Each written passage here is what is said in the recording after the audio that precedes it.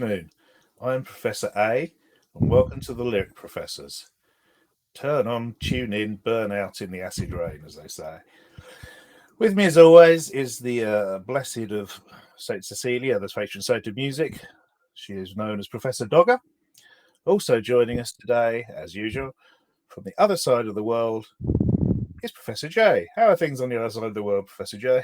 All good. Today's chord is C7 with a B flat bass. Excellent. That sounds very well, we're not allowed to say it sounds gothic, so I don't know what that sounds like. Rocky then. Jazz, Yes. more jazz. Yes, more jazz, yes.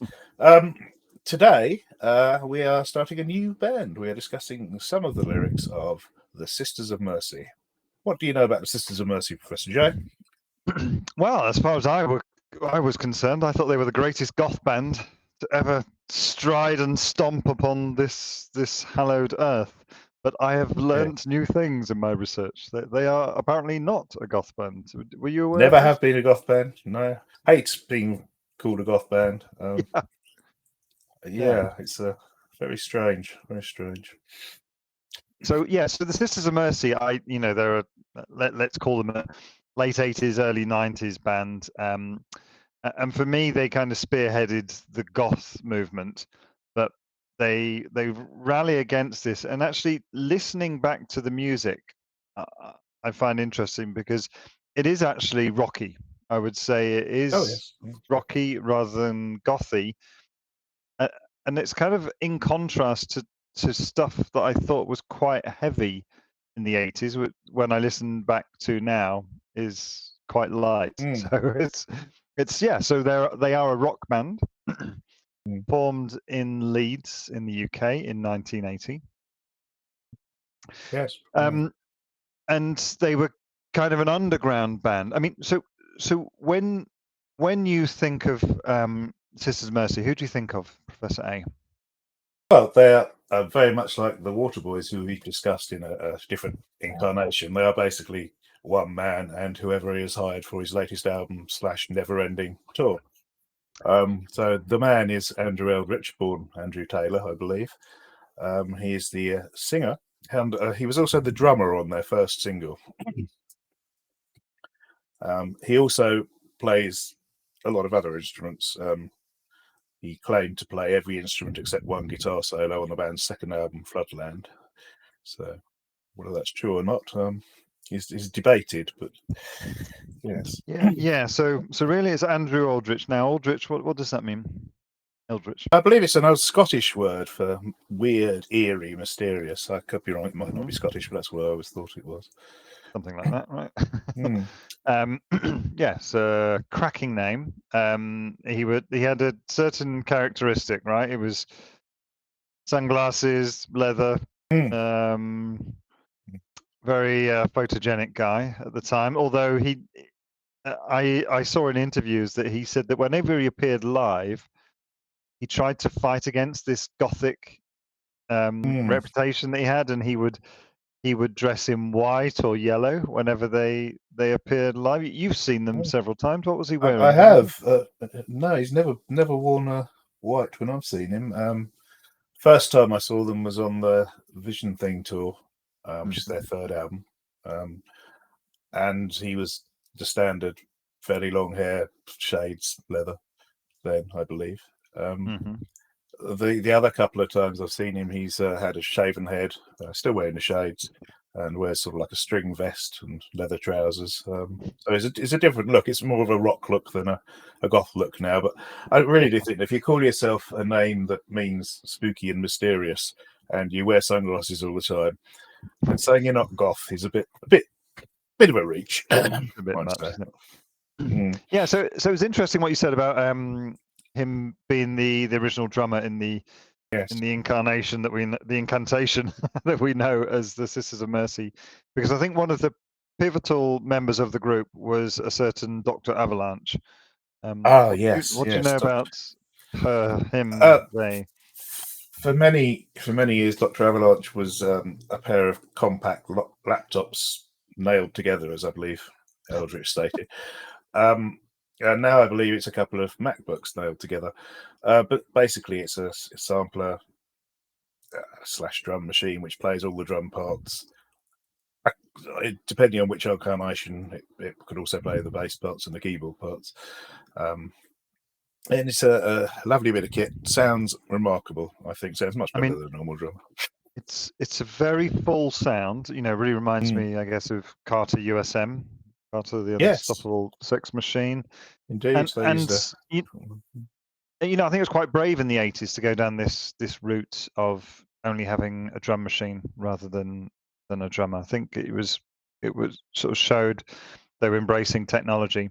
And in fact, in the later albums, they used a drum machine. I think it was the Oberheimer DMX, or DMK. I forget. That was the first album.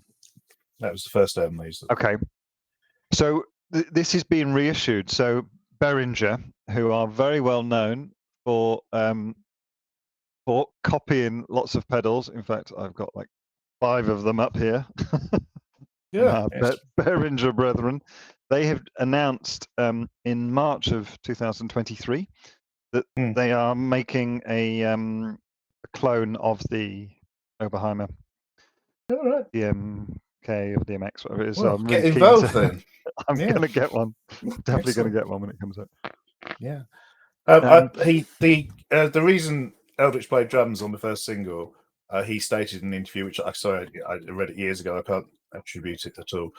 He stated it was because he was the only member of the band who could be trusted not to try to perform a paradiddle. So there you go. At that point, there were only 2 members of the band anyway, him and Gary Marks, the original founder. So yeah. So I mean, he's an interesting guy.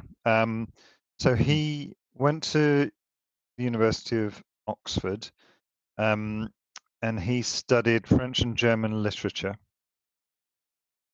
Then he went to study Mandarin Chinese at the University of Leeds. He didn't graduate from either course. He's fluent in French and German, and he has knowledge of Dutch, Italian, Russian, Serbian, Croatian, and Latin. Also, during his time in Leeds, he was a freelance drummer in the punk scene. Right. I mean, he lives in Germany. I don't know where he's living now. Do you know where he lives now? Yeah, I read an interview from about a month ago. It might only been the start of this month, and I'm sorry again, I've forgotten. It might have been Louder magazine or something. He stated he shares a flat with a girlfriend in Belgium. He's got a place on the Mediterranean, but currently he's working in his, I think he said, industrial espionage centre in Leeds. Something like that. So yes, so he lived in Germany for a long time. Yes, in Hamburg, I believe. Yeah, and there are a lot of really interesting videos on their YouTubes of him in Germany in the 90s, and his German is excellent. Would you like a short quote about his linguistics? I'll cut out half of it because you've basically said it, but he says, I can hold a conversation in about 7 or 8 languages, and I'm pretty good at reading 12 to 15, I would say. It impresses the hell out of people at European press conferences when I don't need a translator. And sometimes it impresses the local record company if they're halfway decent. It was noticeable that the minute I moved to Germany, in the same town as the record company, whose personnel I interacted with a lot, our sales rose markedly. So don't just say English a bit louder if you want to get... I mean, the fact that he is good German speaker will come up a lot in our first song. Yes, it will. Where did the name come from? It comes from the Leonard Cohen song of the same name. The Sisters of Mercy originally, though, were a sorority, I presume, of nuns, and they are mentioned in a song by Leonard Cohen, who may appear later in season 1. Spoiler. Oh, exciting! Yeah. So he watched the movie. What was it called? I've forgotten it. Anti-Western film, McCabe and Mrs. Miller, a 1971 song, which doesn't have a sort of soundscape per se. It was a really a very famous movie at the time. It was kind of a western, but it was kind of an anti-western, if you like, and it was about sort of capitalism, that sort of thing, Right. or anti-capitalism. But the only music on the film are 3 songs from Leonard Cohen's first album, which was called The Songs of Leonard Cohen. He was obviously a genius. Absolutely. Yeah. And one of them is the Sisters of Mercy. And it's a song he wrote. After a strange evening. So he's Canadian, and he was caught in a snowstorm, and there were 2 young hitchhiking women with him who didn't have a place to stay. He invited them back to his little hotel room, and they kind of fell asleep in the bed. And then he just had a brain dump of these lyrics from that song. Okay.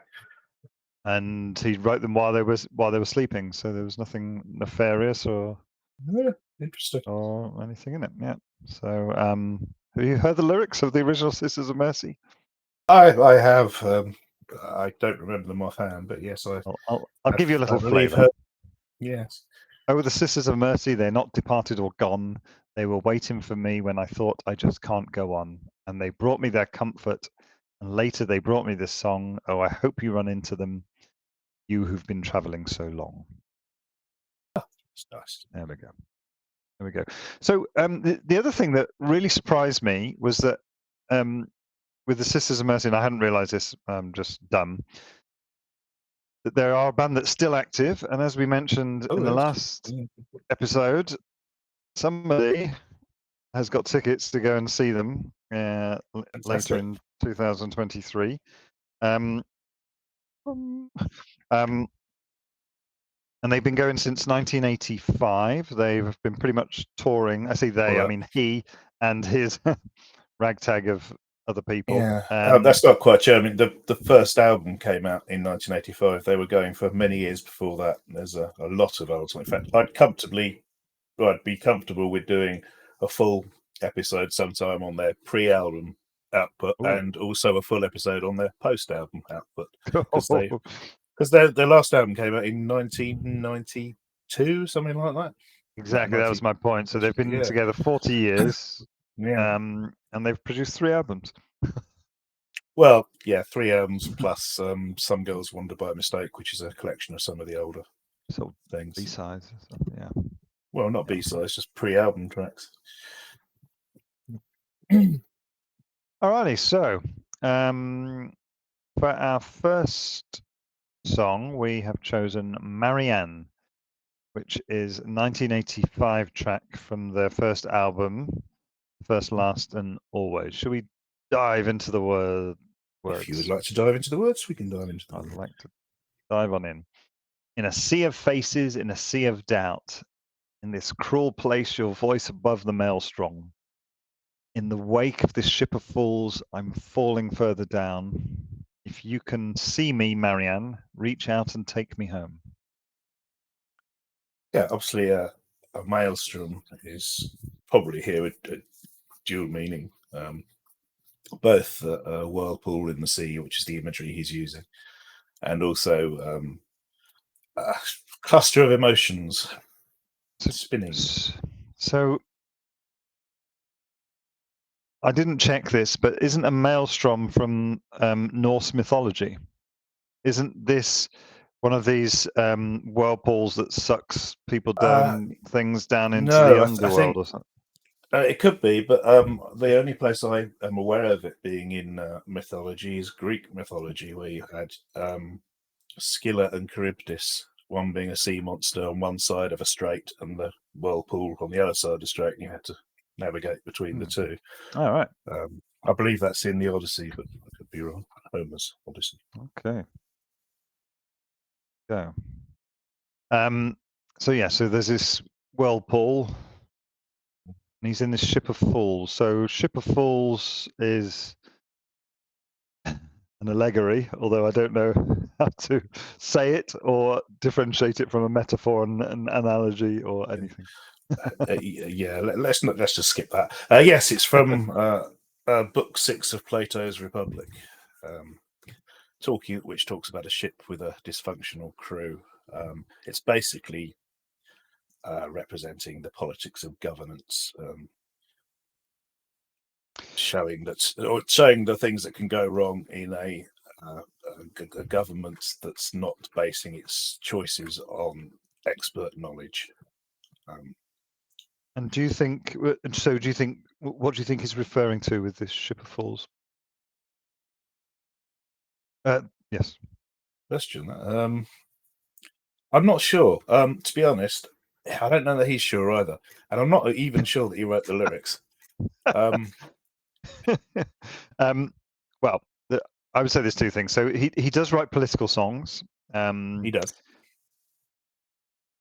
But there is some suggestion that he did write this, and that these lyrics were him talking about the band and his sort of lack Could of be. communication with his other bandmates as this was being written. Could well be. If I could just say a quick thing. Again, he said somewhere, I don't have an attribution again, that at the time he was new to writing lyrics and was in an altered state while writing them, as he was doing a fair amount of drugs at the time. So, well, yes, I think we're going to see a theme on the altered states. I think we might. Yes, obviously, this is something we're going to have to go over, and again, this could have been a whole sort of deep dive episode on itself, but during the recording of the first band, things didn't go well with interband relationships. And we need to mention him eventually, I suppose, as Mr. Wayne Hussey, who was one of the two guitarists on the album, and his 12-string brought a very different sound to songs like Marianne than a lot of other bands were doing at the time. And they really, really didn't like each other. And led to an acrimonious breakup shortly after the release of the first album. Yeah, and it's interesting because they had they had limited studio time when they were recording the album, and with the altered states, as previously mentioned, Hussey was working during the day, and Eldritch was working in the evening, so their paths pretty much never crossed. But do you want a direct quote about that? Yes, please. This is a quote from Wayne Hussey, and I can attribute this one. It was actually conducted in 2013 on the Songfacts website. We asked him to name his favourite Sisters of Mercy song, and he cited this one. Talking about how the song came together, he said, Andrew and I worked at different times of the day in the studio. I would work during the day, which is why poor old Dave was absolutely exhausted by the end of it. That's producer David M. Allen. Because he was trying to work with both of us. Marianne was something I came up with in the studio, and there I wrote the whole song, music, and the backing track. I wrote Black Planet the same day, actually. Then Andrew came in the evening. Oh, I don't like that. I was like, whatever. I went off. I came back in the morning, and there were finished vocals on both of them. That's how it was working on the album. So, yeah. Seems like that hasn't changed. Okay, more lyrics. Yes. I hear you call in, Marianne, across the water, across the wave. I hear you calling, Marianne. Can you hear me calling you to save me? Save me from the grave. Yeah, I mean, he's basically saying, well, presuming it's a metaphor and he's not actually drowning, then he's saying he's going under the weight of the maelstrom of events going on around him. Yes, and he wants Marianne to save him. Do we know who Marianne is? Excellent question. What's your thoughts on this? Well, I think we need to mention that this is not the first appearance Marianne made in a Sisters of Mercy song. Marianne is officially credited as music by Wayne Hussey and lyrics by Andrew Eldritch. But shortly before that, Wayne Hussey demoed a song called Red Skies Disappear, which had the music, which eventually became the song First and Last and Always from the first album, which has the same name, but had lyrics about Marianne. So, do you mind if I go quickly through the whole thing? We won't analyse them. I'll just read out the lyrics. Is that okay? Yes. Right. Just the lyrics to Red Skies Disappear. Out of our hands, something's cooling. Catch me crying, calling your name, Marianne. Do no more than watch and try and understand. Well, I've planned a worthless vantage. All around it, all around. Marianne, take my hand, lay beside me on the burning sand. Marianne, only you can say the words I need to hear. Marianne, only you can make these red skies disappear. And then I miss out a bit, to be honest. And it says, can you hear me calling? Come to me now in my hour of need. Speak to me softly. Lay down beside me, oh Marianne. I'm begging you, please, draw another breath, for I need you to live. Don't try and understand. The sun is falling in the burning sand. Can you hear me calling? Marianne. Marianne. That is very Wayne Hussey. It is, but it's also very, very similar to the release It lyrics is very, of very similar. Marianne. And I listened to an interview with Eldritch where he was asked about the difference between the Mission and the Sisters of Mercy. So the Mission was the group that Wayne Hussey formed after he left, or sometime after he left the Sisters of Mercy. And he said that Wayne's words. I don't know if I have the quote, but he was saying that Wayne Hussey's words didn't have any meaning behind them. They were just ethereal words, if you like, whereas his had concrete meaning and substance. And I always find that Wayne Hussey's words are like that. There's a sort of spiritual influence and indication of a sexy time. Yeah, I think obviously the reason for mentioning this song is obviously those lyrics aren't completely uninspired by this, but also it's different. It's opposite even. In Eldritch's song, he wants Marianne to save him from the grave. In this one, Hussey wants to save Marianne. So it's opposite. And if there is a real Marianne, then she's presumably someone Hussey knew, not someone Eldritch knew. True. True. Let's have a few more lines. I'm going to skip over these. They're quite similar. Marianne, there's a weight above me and the pressure is all too strong to breathe deep, breathe long and hard, take the water down and go to sleep. To sink still further beneath the fatal wave. Marianne, I think I'm drowning. The sea is killing me. I hear you calling Marianne across the water, across the wave. I hear you calling Marianne, blah, blah, save me from the grave. So that's continuing on with that imagery. I want to throw in another curveball here. Have you any other potentials of who Marianne could be? No, I don't. It's very tenuous. Okay. There's a suggestion that Marianne is an anagram of Marina, which is a T.S. Eliot poem. Yes, we might mention him a few more times. I think we may. So in Marina, which is one of his poems, it's about the myth of Pericles, who finds his lost daughter, and in this poem he contrasts the fate of Pericles with Heracles, probably saying these wrong, who killed his wife and children in a fit of rage. I thought I had the lyrics of that poem. Yes, I do. Want some of those? Oh, yes, please. Got the Latin bit at the beginning. Oh, yes, please. Quis hic lotus quae regio quae mundi plaga. Fair enough. Translate that. Okay, so well, anyway, I should be able to. I've got an A level in it, but I can't remember. Yeah. So let's just compare these lyrics from T.S. Eliot. What seas, what shores, what grey rocks, and what islands, what water lapping the bow, scent of pine and the wood thrush singing through the fog, what images return my daughter. Very good. See if there's any other that was similar. those who suffer the ecstasy of animals, meaning death, reduced by a wind. In terms of the, I don't know if the pentama is the right name, but the kind of the rhythm of the poem, it feels very similar to this Yes, Marina poem by Eliot. Seems very similar the meter of to the poem. the meter. I think that's what I was looking for. All right, now we mentioned before that Good luck. yeah, Eldritch was a excellent German speaker, and then the latter half of the song is in German. How good's your German, Professor A? Probably not as good as yours, as I've never lived with a German roommate or anything. So.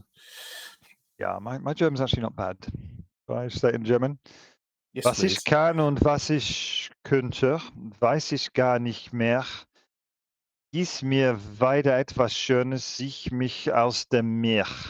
Ich höre dich rufen, Marianne. Kannst du mich schreien hören? Ich bin hier Alien. Ich höre dich rufen, Marianne. Kannst du mich schreien hören? Ich bin hier, Alien. Ich höre dich rufen, Marianne, ohne deine Hilfe, blah, blah, blah, blah, blah. There we go. So only one line left. I thought I didn't. Oh, ohne deine Hilfe verliere ich mich in diesem Ort. Yes. So let's just have a look at the translations of those lines. What I can do and what I could do, I just don't know anymore. Give me something beautiful again. Drag me from the sea. I hear you calling, Marianne. Can you hear me calling? I'm here alone. I hear you calling. Without your help, I'm lost in this place. And then we have a sort of repeat of some of the English lines. Yes. Yeah, And that's it. it definitely gives it. I don't know what the word would be. It makes it more intriguing. It doesn't give it intrigue because that would mean something completely different. But it does make the song more intriguing and more memorable. That it's got this section in, Ja, to my genau. ear, perfectly pronounced German. I don't know if it Natürlich. is. Yeah, yeah. Yeah, I mean, I think we've said everything it could mean about being about the band split up, and it just could be something about mounting pressures and dealing with them. Could I just think be about drugs, like all the other songs. it could be. They mostly are about drugs, aren't they? They Yes. are about drugs. I'm just trying to see if I've got anything else to say about it as a song as a whole. One interesting thing is that at least on the original releases of the vinyl and then later CD and cassette, it was listed as Marianne brackets version rather than just Marianne. And apparently this is something which she's done a lot with reggae songs. But there is no other official version of Marianne. This is the only one, so that's a bit strange. Yeah, the vinyl that I had it as version. You've rung a Yeah, bell so with me. there's the original non-remastered CD. I've got those too. Yeah. Right. It was first performed at the York Racecourse Festival on September the 22nd, 1984, and was also appeared on the BBC's Old Grey Whistle Test, which used to be a pretty good live music showcase on the television, which has gone the way of all BBC dumbing down many, many years ago. And it's still played live today sometimes, so certain some I might get to hear it live. I might get to hear it live. All right, let's move on from that. Let's get on the next one. So yeah, I think so. This next song is Amphetamine Logic, although I believe in the US releases it was referred to as Logic. Is that correct? Also on the original releases here, it was. It's just Logic on my CD. Okay. So it's a 1985, again, same album, First, Last, and Always, Amphetamine Logic. This one has a particular resonance with me because you do lots of amphetamines. And you know what? When I was listening to it, I had no idea what an amphetamine was, and I never really associated it with that at all. When I was studying, before I did my exams, I would listen to this song at full volume. It's just the driving rhythm of it, like a lot of the Sisters of Mercy songs, just enable me to. I think it's focus. that, but also the sort of slashed chords over the top of it. Goes a lot. It's Was this the one that was called, had a previous name called something Stab or something? oh, I've not heard that. It was one of them. I wasn't sure if it's this one had a. I didn't take a note of it, but it's called something Stab. But this one's quite stabby in terms of the percussive bass line.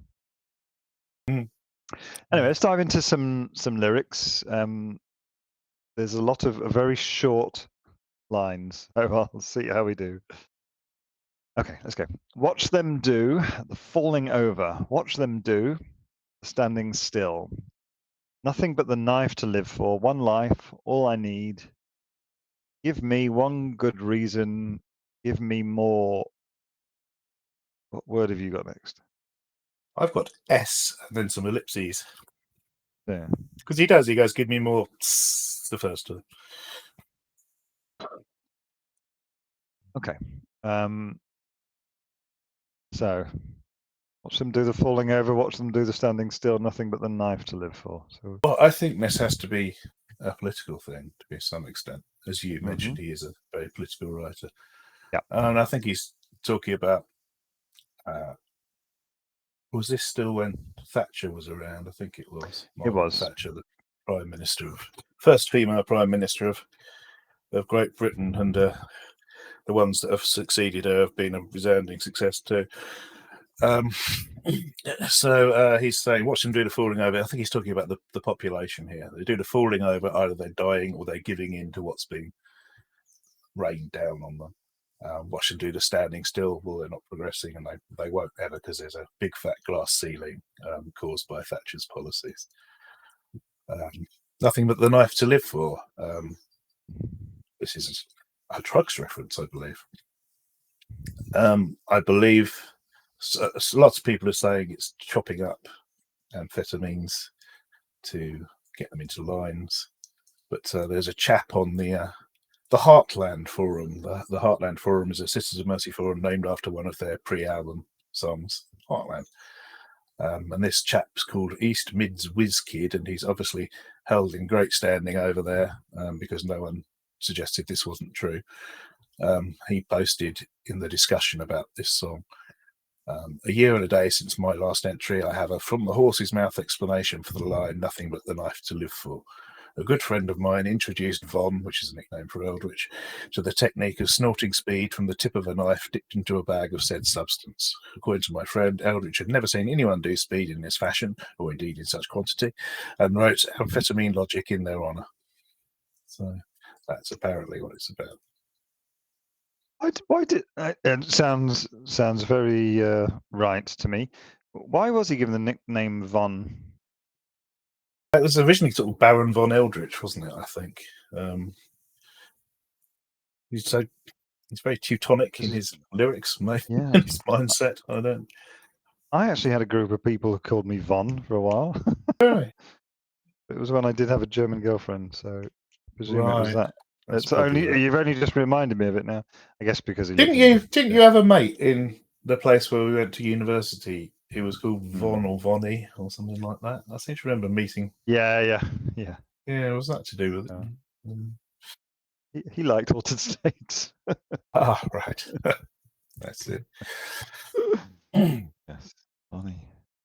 And his friend, so his friend was overlapped with me on his thing, and he was a cheeky little boy and happened to be in a very highly rated classical pianist, and was like a lead pianist in various orchestras, and you would have never guessed it. This guy. Yeah, that's good. Extremely annoying guy, because he came back. He went away for summer from university, came back and told me that he'd decided to have a go at learning the guitar over the summer, and he was instantly a wonderkind on guitar. It was extremely annoying. Yeah, I'm not surprised. Nice guy. Doing well, wherever you are. Okay, more lyrics. So now we've got women, and the women come and go. Talking about me like they know. Men, bought and sold, and the world keeps turning. People cold and people burning. Yeah. And I think that's it. Obviously, this is where we That's all the talk about. lyrics. No, not quite. Sorry. Not quite. No. This again is where we talk about Mr. T.S. Eliot. In his 1920 offering Proof Rock and Other Observations, he included a poem called The Love Song of J. Alfred Proof-Rock, which is an interesting name. And it includes the lines, "In the room the women come and go, talking of Michelangelo." And again, as you mentioned with Marianne, the meter is identical to the words in this song. I guess he's just talking about his lifestyle. He was renowned for having a lot of relationships on and off again. Eldritch. I believe at that time. I believe so. Then when he goes on further, it's men bought and sold, which is again talking about the political situation, I think. Again, maybe some kind of Faustian crossroads devil deal that you're making with the government you serve. Yeah, I mean, this thing about talking about me like they know, that I could, I think that it is the government talking about the little people, Right. Yes, populace. But when I first sort of looked at it, I thought, because he was so upset with like you mentioned, the thing about knowing the record company and the labels. So at first I wondered if it was people talking about the group and, hey, we're not goth, we're rock. I wondered if it was about that, but I think the government thing is much more realistic. Yeah, and it could also be about the band situation again. Yeah. So who knows? Art imitating life. And the world keeps turning people cold. Well, that's got to be political again. People cold because they're poor. Yeah. People burning. People burn.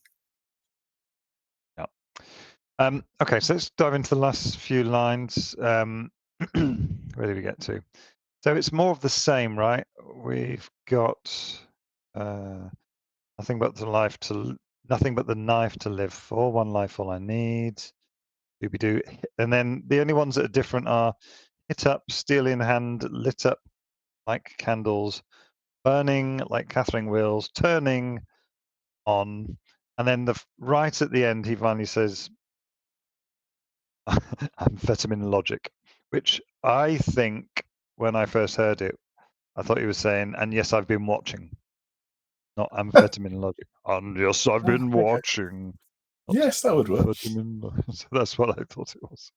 Yeah, it's also worth mentioning he carries on saying, but live he yells speed, just in case anyone was confused. I'm not aware. Okay. Speed be another word for. So what do we think about the? Yes, of course. What do we think about hit up, steel in hand? Is that just saying he's hitting up, taking drugs with his knife in his hand to dip into the stuff? Yeah, lit up. That's another word for being on the drugs. Yeah, definitely. Like candles burning, like Catherine wheels turning. Catherine wheel, obviously a firework, but named after the martyring of Saint Catherine, who was broken on a wheel, I believe, which inspired Mr. Hussey to a song later in his Existence as Mission. I don't know. I don't think this up like candles burning is just saying the intensity of the lit upness. How many drugs he's done? And he pretty much did all of them. He was hospitalized during the making of this album, I believe, due to. I'll come on to that in a second. Intake. Okay. Are Hussey and Eldritch reunited? Do you happen to know? I don't believe they're. I don't know, but I don't believe they're actual enemies anymore. I think they've, stopped slagging each other off in the press and that kind of thing. The reason I asked was that you shared or I shared a recent was it Luna Mera, a sort of German rock festival, and there was it wasn't that recent. It was 2018 or something, wasn't it? No, it was 2022. I thought 2021. Oh, okay. And I saw that the Mission, we were sharing a Mission concert. I think it was from last year or the year before. I thought it was fairly recent. And then during my research on this, was it Luna Mera? Luna Mera? Yeah, it was definitely Luna Mera. Yeah. Sisters of Mercy played at the same concert, Right. but I don't know if it was the same year. But I'm just. Well, I don't think they have to be, confined to separate postal codes or anything. But I doubt they're best mates. But who knows? Yeah. I mean, it's worth mentioning that Craig Adams, the original bassist for the Mission, was also in Sisters of Mercy at this time. Right. I think he's not in the Mission anymore. Is he? He's in the Cult now, isn't he? I don't know. So. I mean, these guys are all interlinked actually, because yes, because Wayne Hussey was very good friends with Ian Astbury, and in fact, on an extended CD version of one of the albums, there's a song called Blood Brothers. Do you know that song? I do. He shouts out Asprey or something in the middle. Asprey your love. Yeah. The Blood Brothers. He talks about the relationship. That's God's Own Medicine, the first album. Right. Anyway, we digress. So let's talk about his more use of his drugs. So they were recording the album. They were going on a tour to kind of promote what they were doing. In between sort of recording this album, so they had a big US tour, and they were recording at Genetic Studios, and as we said, Eldritch was working the evenings, Hussey was working the days, Dave Allen was recording. Dave Allen was sort of handling both and getting knackered, working all day. Gary Marks said it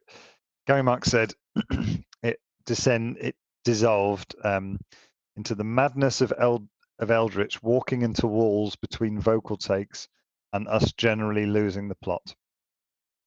And then the engineer Tim Baldwin said, weakened by continuous amphetamine use, insomnia, malnutrition, and hypoglycemia, Eldritch collapsed in the studio one night. Mark says he was completely exhausted, hallucinating.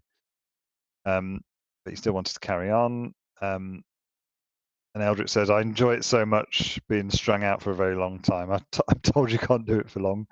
But they took him to hospital, and he had to stay there because he had heart complications. His nutritional status was screwing up. And he was released in time for a couple of appearances in Germany later this is in '84. But it delayed the release of the album. The fact so that's why I was wondering, because it's some of those lyrics are coming from him as well, right? Wondering. All right. Anything else on this one? Nothing on this one. No. Can I just have a quick time check? Do we have time to do the next? We have 34 minutes. Do you think we have time to do the next song? Try. Yeah. Okay. Or we can do the fourth one, and then otherwise, I mean, if 34 minutes isn't long enough to do a single song, we'd like to do a whole episode on one song. Yeah, let's just get on with it. Yeah. Right. Okay. The next song we have chosen is Dominium, which is the second single from Floodland. Here I am holding up my limited edition cassette single of Dominion. Cassette, look at actual cassette single. Jesus, can you show me that again? Wow, open it up. How much was it? Well, $3.99. Yeah. More than that. I got it in the left-legged pineapple. Do you remember the left-legged pineapple? Of course I do. Yes. It doesn't have a price on it, so I can't remember how much I paid. I thought it had a little sticker. It's got a fold-outy thing. It had a gatefold. He's wearing white. It's not wearing black. Yeah, that's true. That's a still from the video of the song we're about to talk about. Obviously. Yeah, we'll be talking about that video later. Okay. Yeah. So this charted. This got to number 13 in the UK chart. How long is this song on the album? We're getting to proper length now. 7 minutes something. I don't know exactly, but yeah, it's a 7 proper minutes. length song. It's 7 two minutes songs dead. basically, isn't it? It's 2 It minutes. is 2 songs. It's 2 songs. Dominion / Mother Russia. Well, why is that? Why is that? Yeah. Are we not going to read the lyrics? Well, because it's 2 songs pushed together, right? Oh, was it Dominion? I don't know really. Well, it's just a way of carrying on the musical theme with Well, different it's 2 lyrics, I songs. guess. It's clearly 2 songs. Yeah, but they've got the same music pretty much. Is that the Mother right way Russia. to spell? Right, is that the Mother right way to Russia. spell? Go. Is that the right way to spell Dominion? Yes. Any more questions? No. Mother Russia has never been performed live on its own. It's only been performed as part of this medley, if you want to call it, whereas Dominion has been performed without going into Mother Russia at times. What does Dominion mean? Dominion is what's the best thing? It's control. Well, it can mean 2 things. Sort of having control over something like in the Bible, because we haven't mentioned that enough with Nick Cave. Man was given domain over all other animals by God, meaning you can eat them if you want, basically. So that's power or control is one word, and the other word can the other definition can be just the territory of a kingdom or government. Yeah. So sovereignty or control. Yes. But important for this is an interpretation which is man's attempts to establish dominion over nature. I think that's going to be interesting. So should we dive into some lyrics and we'll come back to some chat? There's going to be a lot of chat. Get the lyrics going. In the heat of the night, in the heat of the day, when I close my eyes, when I look your way, when I meet the fear that lies inside, when I hear you say, in the heat of the moment, say, say, say. Stop there. Which is not a cover version of the song by Paul McCartney and Michael Jackson, was it? It's nothing to do with that anyway. Good song. It is actually, yeah. I don't really have much to say about that first verse. No, in the heat of it's just setting some scene setting, yeah. In the heat of the night was a famous film back then, was it? Rod Steiger and so I don't know. Something like that. Yeah. So, should we go into the chorus? Yeah, let's go for it. Someday, someday, someday, Dominion. Come a time. Someday, someday, someday, Dominion. Some say prayers, I say mine. And what do you think that means? No idea. No, me either. We're doing really well on this one. Drugs? I mean, drugs. Yeah, probably drugs, bit of drugs. Yeah. No, I think the saying prayers bit is a bit different to what you would think Eldritch would be doing. We should also point out at this point, this is from the second album, Floodland, and the band and the music had changed completely. So no longer a 4-piece band plus a drum machine. They are now a one-man band plus a drum machine plus a bass playing woman who allegedly didn't play bass on the album at all. Well, I mean, yeah. So second album, Hussey's gone. Patricia Morrison, who famously, if any of you have ever seen The Rise and Fall of Western Civilization Part 1, which is available on YouTube, she is the bass player in one of the, I forget which punk band it is, but she's American bassist in one of the bands right at the end. That's really worth watching. That He's been in a lot of bands on YouTube. So basically he recorded the album on his own, and he brought in Trisha because he'd toured with her and they kind of clicked and got on. And he brought her in just to support the thing. In fact, the video is quite interesting. Where's the video set, Andy?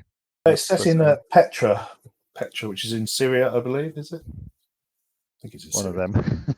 It's one. I'm not sure if it's officially one of the 7 wonders of the world, but it's definitely considered to be an ancient wonder of the world. It's sort of, what is it? Is it something built into the sandstone cliffs? But I can't remember. Yeah, it's carved. It's like a temple. What its purpose is. Yeah, it's why was the video filmed there? I don't know why originally. I do have some anecdotes about what happened then, but well, I know why. I again, this was an interview with Patricia Morrison, and she said that the previous videos had been done in. This is not a quote. That they'd done previous videos in sort of rainy streets in Birmingham and London, and they wanted to go somewhere hot.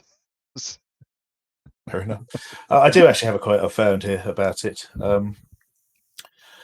Well, first, there was an interview with Song Facts again in 2015 with David Hogan, who was the director of the video. He said the music video depicts a tale of intrigue with Eldritch passing information to bass player Patricia Morrison. Well, what does it all mean? It means absolutely nothing, director David Hogan laughed. Just the impression of a story. It was Eldritch's idea to shoot the clip in Petra, Jordan, so not Syria, Jordan, sorry. Not the safest idea considering Iran and Iraq were warring on the Gaza Strip. We were told by the State Department that they never recommend Americans going over there at this time because it's a war and because of all the stuff going on in Israel. So we said, okay, well, tough titty, we're going. Not rude. Luckily, the location manager was friends with the king's brother, so they hooked us up with the king. And they said, well, if they're coming, we're going to supply them with bodyguards. So I had an armed bodyguard with me with a machine gun to his side the entire time, following me everywhere, even to the bathroom. And the helicopter shot, we didn't have a helicopter budget. And I said, man, it'd be great to get a helicopter shot of this place. The location manager said, well, I'll call the king's brother. He called the king and he sent a giant helicopter for us, just landed in the middle of Petra. And I thought, oh, this is cool. So, yeah, it's a really quite good video. As you saw from the thingy I held up, Eldritch wears a white linen suit in this and carries a sword stick and looks fantastically debonair, I would say. And he ends up, spoiler, dead in the boot of a car, murdered by his contact, Patricia Morrison, the bass player. And before we leave this... It also looks good. Yes, she does look very good. One other thing about this video, Eldritch has stated, perhaps in jest, that some of the Jordanians featured in the video offered him 2 camels in exchange for Patricia Morrison. So, tempting. All right, more lyrics. Where do we get to? Need in the light of the facts next. Light of the We've just done the first chorus. Yes, there we go. The light of the fact on the lone and level, sand stretch far away, in the heat of the action, in the settled dust, hold, and say. Sway, sorry. In the meeting of mind, down in the streets of shame, in the betting of names on gold to rust, in the land of the blind, the king. And then we have the chorus again. Someday, Dominion, come a time, blah, blah, blah. All right. Where are we? Oh, this is a reference to Percy Bysshe Shelley's poem Ozymandias. Finally, yes. Yes. Okay, let's go into this. Ozymandias recounts the tale of a traveller who encounters the wrecked remains of a statue. All it remains is 2 broken legs on a pedestal with the words, "My name is Ozymandias, King of Kings. Look on my works, ye mighty, and despair." So it's about finite power, basically. And who was Ozymandias? Who was he? That's a good question. Was he actually real? I suppose he was. Yes, he was, wasn't he? If you don't know, I can tell you. I do know, but I can't find my notes. Go ahead. Better known as Ramesses II. And yeah, so according to Eldritch, this song is about erecting monuments in outrageous places to one's own personal power and then crumbling away. So we'll save the Mother Rush for a bit later. Are you aware of the track Ozymandias? I am. It's on my cassette single, I believe. Oh, It's got 4 tracks, it says, it's not messing about. ah. Yes, I've got Dominion, then Untitled, then Sandstorm, then Ozymandias. Ooh, what's Yeah. Untitled? I can't remember what Untitled is. Sandstorm is a saxophone piece. Right. And Ozymandias is a heavily remixed version of Dominion, I believe. I believe it is not. Or is it not? It is Okay. just Dominion played in reverse. That's heavily remixed. Well, it's not very heavily remixed. They just played it backwards. It's lightly, not even remixed. It's just played backwards. I was listening to it earlier today. It's, Yeah. it's just that. But actually, you know what? It sounds good. Sounds really I'm sure good. it does. A lot of music does sound good backwards. I'm a big sucker for sort of backwards guitar solos and things, I have to say. Yeah. Have you read? Yeah. We've got Shelley's 1818 sonnet. It's not very long. No, I could read it to you Yeah. if you want. No, I mean actually, I think we've done it right. Well, we have. We've Here's a done it. quote from Eldritch about it in an interview with Underneath the Rock, which I believe was the Sister Mercy fanzine kind of thing. He stated, "I'm not a fan of Shelley, but Ozymandias is a powerful and ever topical image. It seemed a shame to waste it." Yeah. It's worth mentioning the On the Lone and Level, which is directly from Ozymandias, that reappears in a slightly different form on the song Disc Corrosion, which we'll get to eventually, as on the Lone, LOAN, and On the Level. So he reuses it with a change of meaning, which is clever, I think. In the Meeting of Mind, what do we have to say about that? There's potentially two spellings. But no, there's only one spelling, and it's MINED. That's the correct version. Yeah, so I hear it as mind. But it is mind, but yes. Yeah. But yeah, it's a pun on Meeting of Minds, and also it's talking about.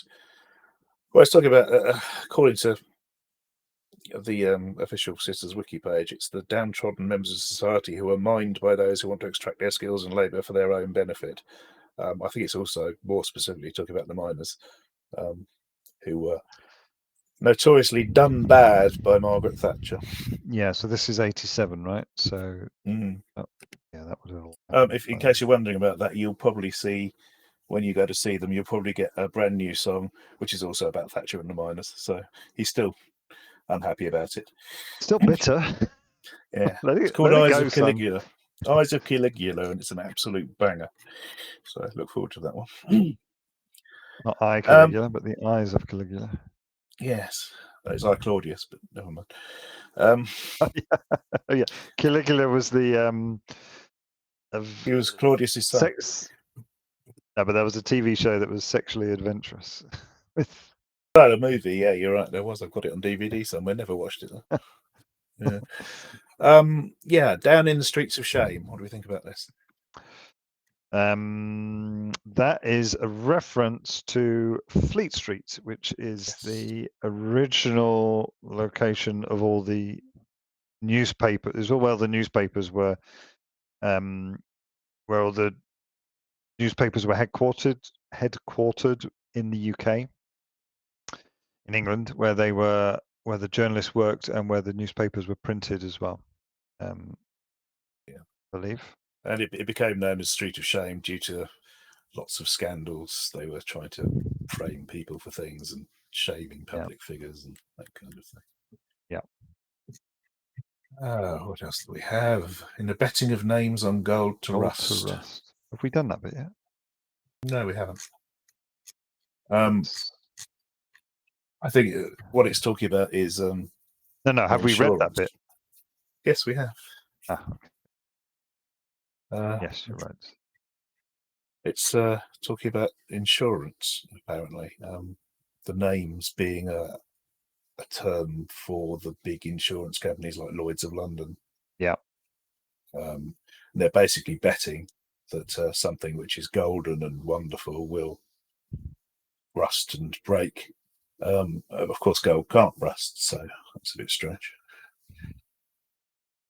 And finally, in the land of blind, be king, king, king.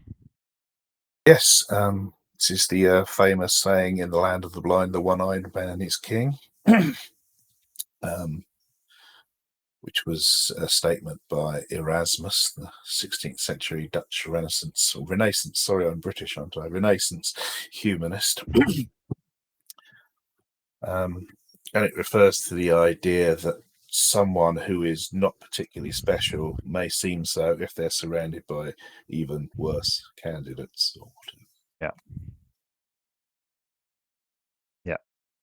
Yeah. It's not necessarily a positive thing, is it? Oh, no, absolutely not. Okay, more lyrics. So we've had another chorus. No, we're pretty much into Mother Russia now. Pretty much. Let me say, I say mine, he's the night, I close my eyes, look your way, say, say, say, say, say, say. Okay, yes, so the second piece, so we have, this is Dominion / Mother Russia, starts with, we serve an old moan in a dry Man. season.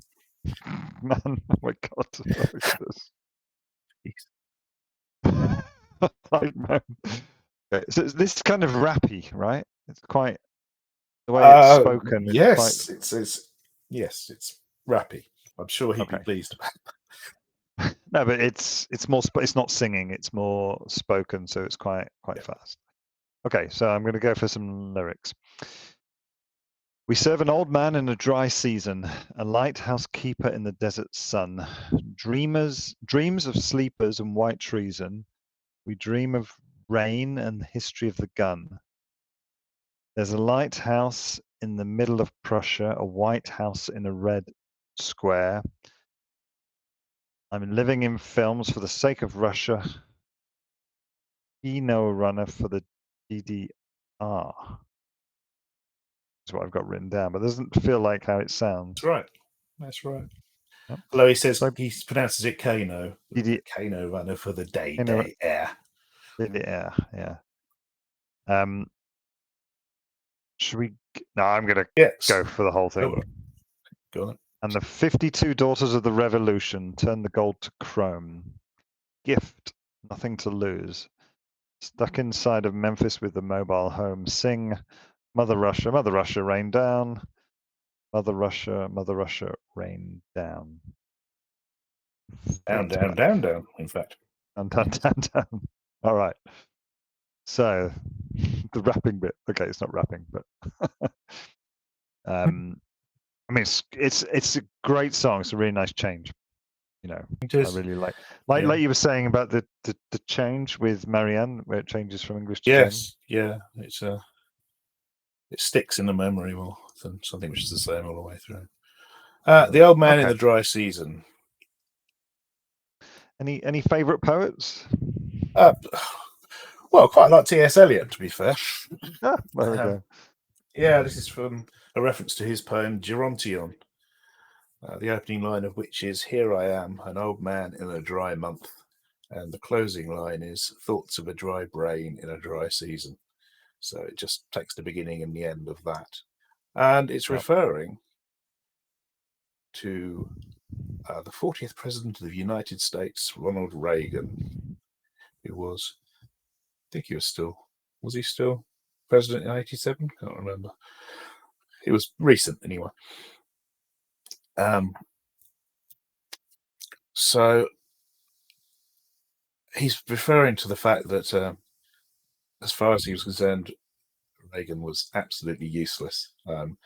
Eldritch has in fact described him as being either a cipher or proxy for the Russian government, which is a bit strange, as he was one of the most vocal of the commie-baters. He described Russia as an evil empire, famously. But perhaps Eldritch is saying that his incompetence was beneficial to the Russian. Because this was still pretty much, I think the Cold War was officially over, wasn't it, by then? Or no, it wasn't. No, the Berlin Wall didn't fall till 91. Yeah, so yeah, still in the Cold War. I mean, I blame blame Hasselhoff. Hasselhoff hasn't gone over there to destroy the wall yet. That's the course, problem. you're right. Too busy bouncing along a beach at this time. Yes. The lighthouse keeper in the desert sun. I mean, this is fairly obviously. He's saying, "What's the point of having a lighthouse keeper in the middle of a desert? Because Yep. there ain't no ships." So he's pointing out. He's just saying that he's useless, basically. Dreamers of sleepers and white treason. We did a song called Sleeper Cell, which was We sure did. the same kind of thing. That was quite good. We should probably redo that sometime. Yeah. A sleeper agent being a spy who's placed in a target country and sort of assumes the lifestyle of that country, fits in as much as possible, and then is triggered by, not in the current fashion, but in the old meaning, in that they are sent a secret code and then they enact their act of espionage or whatever they were intended to do. White treason. I'm not entirely sure what that means. It could be referring to White Russia, which was the other side in the Russian Revolution to the Bolsheviks who won. What about a lighthouse in the middle of Prussia? Okay, but before that, We Dream of Rain and the History of the Gun. Now, this is strange because every lyric site has it spelled R-A-I-N. And you think it's R-E-I-G-N? I'm sure I saw it on a record sleeve or something being R-E-I-G-N, but even on the official Sisters Wiki, it's R-A-I-N. So I think I've just misremembered. It's the Mandela effect or whatever they call it. But either way, I don't know. Dreaming of Rain might be appropriate if you live in the desert sun and a dry season. Yeah. The history of the gun. I don't know. He's just Eldritch loves talking about guns. He really does. Guns, drugs, and governments, right? Guns, drugs, governments. Yes. Okay. A lighthouse in the middle of Prussia, then. You tell me yours because I've got a separate one. Well, first we need to address what Prussia is. It was one of the independent states that were amalgamated to become Germany. The capital of Prussia being Berlin, which apparently now is the capital of Germany. I always thought Bonn was but apparently everyone talks about Berlin like it's the capital now. So who knows? Maybe it's changed, or maybe everyone's just wrong. I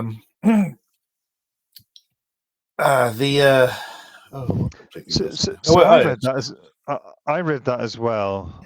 I think we've looked at the same research material, but I did look at another thing talking about a lighthouse in the middle of Prussia, and there they were talking about Prussia being more than Germany and including Poland as well. And they talked about a lighthouse in Swinemünde in Poland, but it doesn't really have any relevance to what we're talking about. So no, I think that the Berlin lighthouse is much better. Well, no, the thing is, it wasn't a lighthouse. I mean, obviously that's what he's called it. Yeah, but sure. It was a TV tower in East Berlin when it was still bisected by the wall. It was a TV tower called the Fernsehturm or something, which was as well as being. But that means TV. Fernseher. It does not mean TV. It does not just mean TV tower. Well, it could mean that it could be called the TV tower. We had the post office tower here before. Who knows? Yeah. But anyway, it was built. It wasn't just to send out TV. It was built to be a symbol of how technically efficient the communists were. It was meant to be an emblem as much as a working thingy. Yeah. The White House and Red Square. I think this is fairly obviously juxtaposing the centers of power of America and Russia. White House being, was it 1600 Pennsylvania Avenue, something like that. And that's where combination of clowns sit for 4 years each. And the red square being the location of the Kremlin, which again, like a Fernseh term, Kremlin just means citadel. So it's the citadel. You know, it's interesting what you said about whether or not it was the end of the Cold War at this period. Well, it wasn't, because I've read somewhere Eldritch talking about this song, saying that he actually thought that they should give Berlin to the Russians. Yes, I did read that. Yeah, you're right. Before I read it. So, yeah. Okay, White House Red Square. Kino Drana for the DDR. Yeah, this is another dual meaning. Kino meaning is it cinema or picture in German, but in America, Kino with an E, which may be pronounced Kano, I don't know, is sort of a version of bingo. And a Kano or Kino runner would be someone who runs around between tables collecting bets, because it's a more gambly version of bingo. Yep. DDR, Deutsche Demokratische Republik, or whatever. Old Communist East Germany.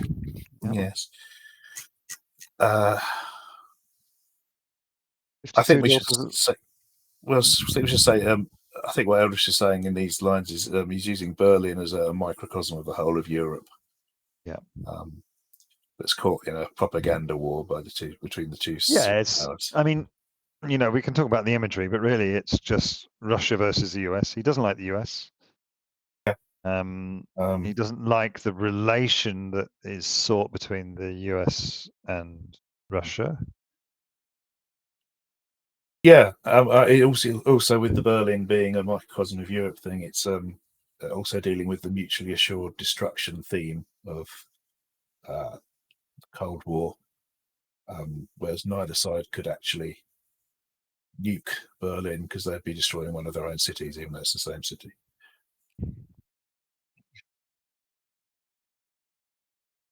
Then, yeah, 52 Daughters of the Revolution. Yeah. So you said earlier it was the 40th American president. I've got here it's been the Reagan, the 52nd. It can't be right. We're on 52 now, aren't we? No, we're on 51 now. Trump was 50th, certainly. Okay. How many states are there? There's 50, right? So it's 52 playing cards. 52 playing cards, yeah. Do you know what the Daughters of the Revolution is? No. It's an American group which promotes the American way of life and liberty. Oh, lovely. So, in this case, Eldritch is talking about America trying to foist its values onto everyone else. Yeah. The 52 is, as you say, cards in a deck. And that ties it up with the gambling again, maybe along with the Keno thing. Turn the gold to chrome. It's similar to gold to rust, but it's sort of a debasement of something. Same sort of thing, isn't it? It's sort of something that looks expensive, but it's not. But actually, chroming stuff is really expensive these days. Yeah, true. I've got a couple of bikes that I'd like that my chrome's coming off, and it'd probably be cheaper to cover it in gold than cover it in chrome. Really? Wow. No, you're a lot heavier though. No, I'm lying. But okay. It's not cheap. Not cheap anymore because there's not many people doing it. No, Andrew Eldritch currently drives a Dodge Viper. I saw that too. I've driven one of those. Oh, gee. Gift. He talks about gift. We wrote a song about this, Professor A. Oh, we did the Gift Jaeger. Yes, it's not quite the same thing. Gift, of course, in this case is poison. And it was the name of the album he released as the Sisterhood. But we don't really have time to go into the whole Sisterhood concept. Again, we could do an entire episode on that. So 25000. Stuck inside of Memphis with the mobile home. This is a play on a song by, well, the title of a song by Bob Dylan, which was stuck inside of Mobile, Alabama, with the Memphis Blues again. Yeah. Nick Cave lives on. Generally, as well as all the anti-American stuff, this the Mother Russia Rain Down, Down, Down bits is based on Chernobyl. Yeah, so when did that happen? Let me carry on scrolling for a few minutes. We'll get there. 1986. 1986. There you go. I remember it well, but I don't remember it well. Quote from Eldritch. This one came from The Melody Maker in 1987. I made the mistake of getting caught in Central Europe when Chernobyl started sprinkling its residue over the land. It's sort of a carry-on from Black Planet, part of my hate-hate relationship with America. I just had this idea of all of them huddled in their mobile homes while Mother Russia rained down on them. They deserve it. I suppose the song is really about the prostitution of Europe by the Americans. So, Chernobyl was in fact a nuclear site in the town of Pripyat, is it? I don't know how to pronounce it, but it looks like Pripyat. And it caused a lot of radiation problems across a large swathe of Eastern Europe. Well, of course, there's been the Netflix series on Chernobyl. Oh, I haven't seen that. It's been really big. It was the biggest thing on a year ago. It was the biggest program on Netflix, I believe. Most people are up on it. It was not good, and of course, that was part of Russia at the time. Yes, yeah. Ukraine. Do you want a quote from last month by Eldritch about this song? Yes, this appeared in appeared on a web page. I don't know if it's an actual magazine, but something like that, called the Illinois Entertainer. And the journalist from the Illinois Entertainer says, "And be careful what you wish for. In Dominion/Mother Russia, you intone Mother Russia rain down." And sure enough, Mother Russia is raining down as we speak. Eldritch replies, "Didn't Trump say this week?" Oh, that's weird, isn't it? Oh, no, it is Trump. Of course, he doesn't have to be president to speak. Sorry. Didn't Trump say this week that one, he could end the Russo-Ukrainian war in a day, and two, he'd do it by surrendering? He'd give away land to the Russians because a lot of those people in Ukraine already speak Russian. Now, by this token, given that he can barely speak English, I think he should give America back, and the bits that England doesn't get obviously belong to the Spanish. And the journalist says, or maybe the Native Americans who cared for the land before anybody. Eldritch replies, yeah, we might have to then pass it back to the Native Americans. But it would take us a while because we're still arguing with the Greeks about their statues. Yeah, he's a very witty chap. He's doing pretty well considering how much altered states he was in, how many altered states he went into. Yeah, he's very compos mentis. What possibly still is. I don't know. I think that's probably all we have time for on a Dominion. But I mean, I think we've covered it. It's government. It's anti-US. I'm not really sure if it's anti-Russia. That's a bit not so much unclear. It's kind of anti-government, should we say? Yeah, I mean, obviously he was very politically opposed to Margaret Thatcher and her ilk. I think he probably aspires to various socialist ethics. Yeah. So I'm not going to say he's a communist, but certainly I think he believes in responsible socialism and therefore would not have so much problem with Russia as others might. Although obviously he wouldn't have. He's not. I'm not saying he's supporting Russia over Ukraine or anything. That's far from it. But in this song, he's definitely got more of a problem with the American side than the Russian side. Yeah. Yes. It's a cracking song. It is. Really interesting lyrics. Nice. Got a pace. It's not a fast song, but it's got a sort of driving rhythm to it. It really pushes on. And again, it's that sort of the change in meter, I think is. Yeah, well, it's basically a coda, isn't it, rather than a separate song? Yes. It's a long coda. Well, nearly half the songs. Yeah. Yeah. Yeah, I think Floodland is a fantastic album. It's completely, as I said, completely different to First and Last and Always, and again, completely different to its successor, Vision Thing. Vision Thing also being a song about a rubbish American president. In this case, being W. George Bush Senior, actually, isn't it? Not W. Senior. So, yeah, it's a political song by a political man. Right, I believe we're going to have to leave it there for this week. Yeah, I mean, really great songs. Encourage you all to go and listen to them. Nice lyrically. Professor Dogger approves. Yes, she's excited about going and listening to them. She's about to jump out the window and find a CD player or a tape player. Tape player, yes.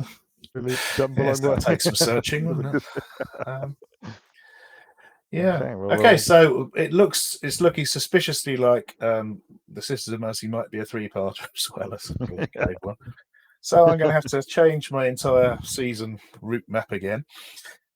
But please do join us next time for our continued exploration of the lyrics of Sisters of Mercy, and please like us and follow us. Oh, hello, Professor Doctor. Good.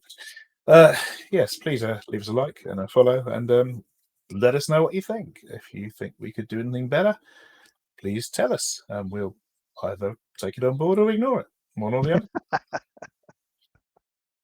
So, farewell, everyone. See you next time. Rock on.